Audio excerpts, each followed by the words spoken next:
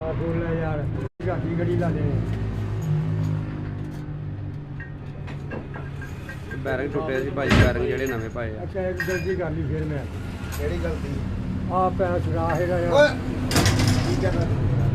ਇਹ ਭਰਾਉਣਾ ਚਾਹੀਦਾ ਜੀ ਨੂੰ ਜਾਂਦਾ ਵਾ ਮਕਸਦ ਸਿਲੀਕੋਨ ਲਾ ਰਹੇ ਹਾਂ ਜੀ ਲੀਕਿੰਗ ਵਾਸਤੇ ਸਾਰਾ ਜਿਹੜਾ ਜਾਵਾਂ ਮੋਟਰਸਾਈਕਲ ਤੋਂ ਡੱਕਣਾ ਹੁੰਦਾ ਹੂੰ ਜੇ ਮੋਟਰਸਾਈਕਲ ਜਾਵਾਂ ਡੱਕਣਾ ਹੁੰਦਾ ਕਿੱਥੇ ਪੀਰ ਮਿਲ ਤੋਂ